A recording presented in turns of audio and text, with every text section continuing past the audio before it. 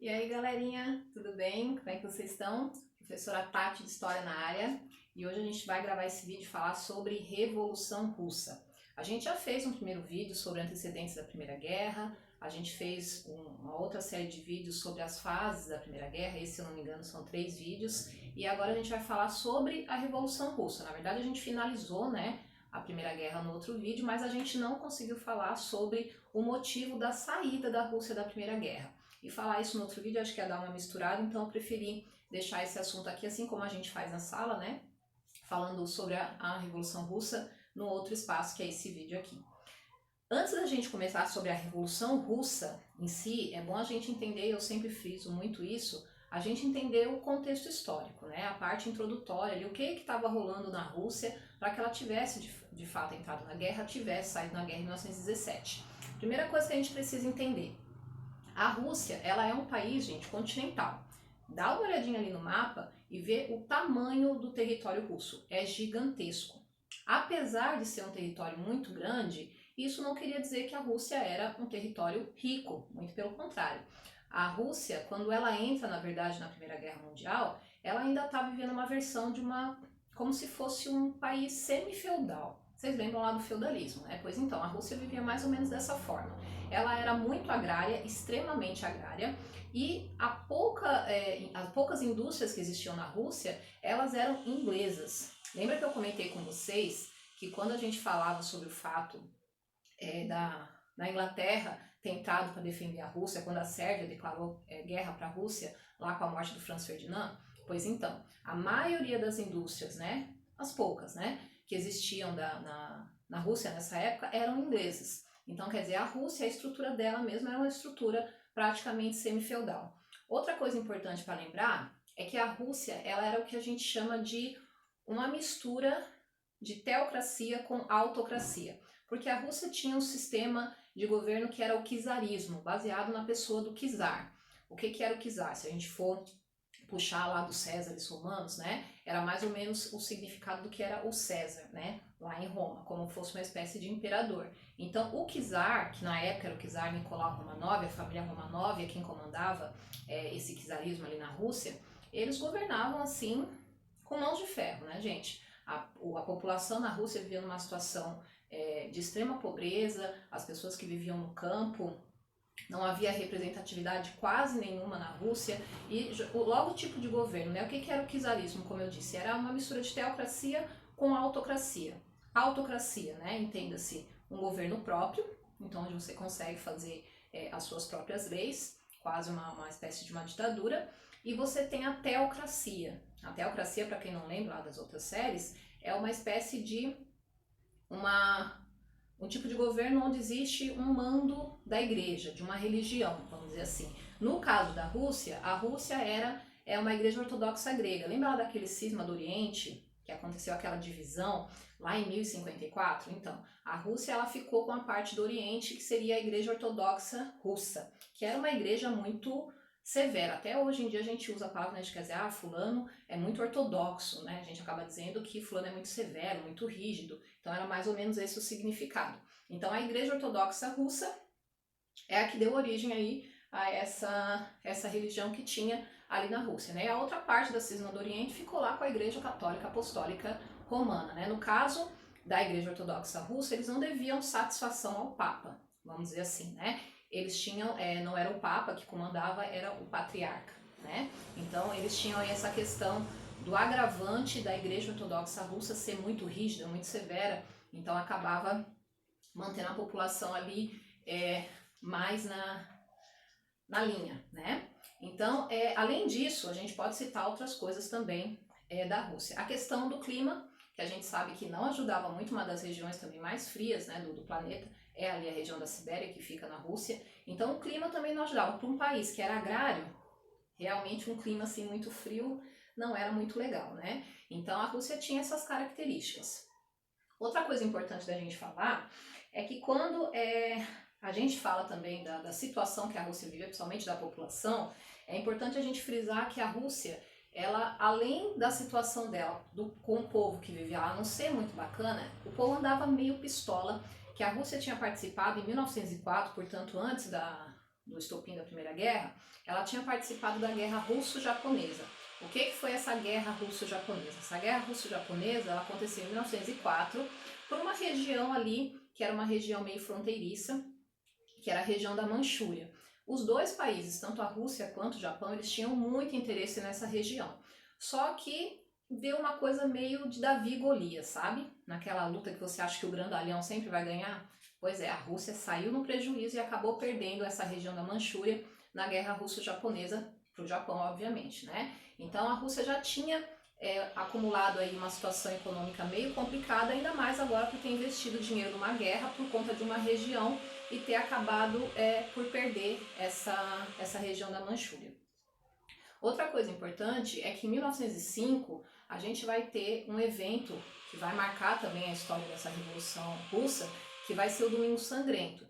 O Domingo Sangrento ele vai acontecer em 1905 e ele vai ser uma espécie de manifestação onde algumas pessoas, né, alguns operários também, vão até a frente do Palácio de Inverno, que ficava em São Petersburgo, e eles vão reivindicar por melhoria de vida, por reforma agrária, por algumas coisas para que o czar Nicolau Romanov desse mais condições de representatividade e tal, porque existia uma espécie de parlamento, que era o Duma, né, como era chamado, porém esse parlamento ele não tinha muita representatividade, existiam várias regras ali que inclusive davam poder à família Romanov para desfazer o parlamento a qualquer momento. Então era meio que uma tentativa de enganar o povo, vamos dizer assim. Mas esse Domingo Sangrento, onde mais de 200 pessoas vão acabar morrendo ali na mão da polícia, que era muito dedicada à família Romanov, que era chamada de Okrana, que era essa polícia russa, eles vão ser massacrados, aí 200 pessoas em frente ao Palácio de Inverno, ali em São Petersburgo. Isso aí vai fazer com que o governo do Nicolau Romanov caia meio em descrédito, mais do que já estava, né, pelas pessoas que viviam ali. Isso vai fazer com que a Rússia ela comece a andar por um caminho que vai levar ela, né, a se tornar a União das Repúblicas Socialistas Soviéticas mais ali na frente. A Revolução Russa não é que ela começa nesse momento, né, em 1905, tanto que ela é chamada de ensaio geral, porque ela vai ser uma espécie de preparação para que o bicho pegue realmente lá em 1917, né? Então, em 1905 ocorre esse evento que ficou conhecido como Domingo Sangrento, e isso vai fazer com que o Nicolau Romanov, para que ele realmente não caia num total descrédito, ele meio que vai tentar dar uma enganada no povo para dar uma sossegada na galera e vai permitir que exista um pouquinho mais de representatividade dentro dessa Duma. É aí que a gente vai ver um partido que vai ficar super conhecido depois, que vai ser o partido que era o Partido Operário Social Democrata Russo, que era o POSDR ou PSD, como alguns acabam diminuindo a sigla, porque a própria sigla é muito grande, né? Então, dentro desse partido, que foi fundado lá em 1898, esse partido, ele era, o POSDR, ele era baseado nas teorias marxistas e do Friedrich Engels, né? Ou Engels, como alguns falam. É estranho a gente dizer isso, porque esse partido, ele nasce baseado na teoria desses dois camaradas, só que a teoria deles, como alguns já devem conhecer, era baseado naquela coisa da revolução do proletariado, né, que entenda-se operários, porque a própria palavra proletariado, isso a gente já falou em sala, que a tal da prole, né, ela acaba significando os nossos filhos, a nossa descendência, e esse termo proletariado, ele nasce ali mais por volta da questão da revolução, da primeira revolução industrial na Inglaterra, onde as pessoas acabavam levando seus filhos para trabalhar nas indústrias, e isso vai dar início aí ao termo proletariado, ou seja, né, eu levo a minha prole para o trabalho, e depois vai ficar colocado aí como esse povo que trabalhava nas indústrias, os operários, enfim, né, vai ser usado para esse fim.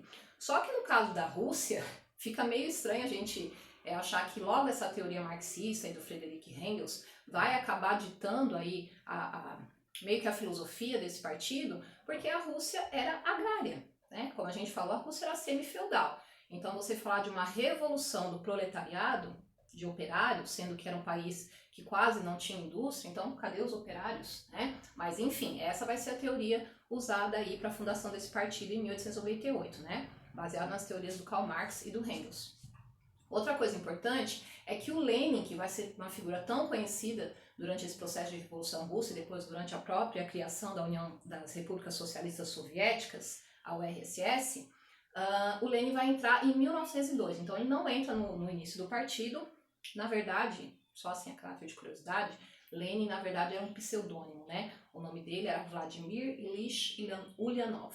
Então era um nome meio difícil e esse Lenin ele acabava usando para, né, aquele pseudônimozinho pra gente agir na maldade, né? Então Lenin é como ele ficou conhecido, mas não era um nome verdadeiro, né? Era um pseudônimo, um nome falso, né? Ele entra para esse partido então em 1902, alguns anos, 4 anos depois da criação do partido, e esse partido ele vai ser muito importante durante o processo de Revolução Russa, porque ele vai dar origem a uma divisão, existia uma espécie de divisão de ideologia dentro da própria ideologia do partido, como se fosse uma sub-ideologia, que era a divisão que também super conhecida na Revolução Russa, que era os bolcheviques e os mencheviques. Do lado dos bolcheviques, a gente tem uma galera super conhecida, que é o próprio Lenin, a gente vai ter o Stalin, o Trotsky também, que vão ser desse lado aí do partido bolchevista.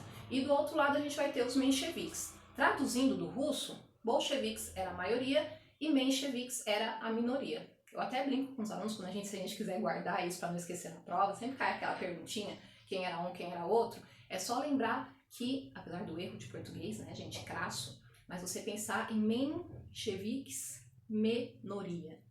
A gente sabe que é minoria, mas na hora de lembrar, gente, de facilitar para a prova, vale qualquer negócio, né? Então, lembre que mencheviques vem minoria,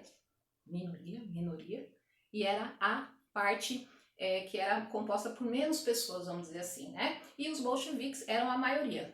Os bolcheviques, que é a galera do Stalin, do Lenin, do Trotsky, ele era um pessoal mais radical. Eles achavam que a revolução ela tinha que ser rápida, que tinha que ser armada e não tinha conversa, não, era treta mesmo, tiro, porrada e bomba, não tinha essa de sentar para trocar ideia. E os mencheviques achavam que não, dava para trocar uma ideia, né? A gente quer revolução?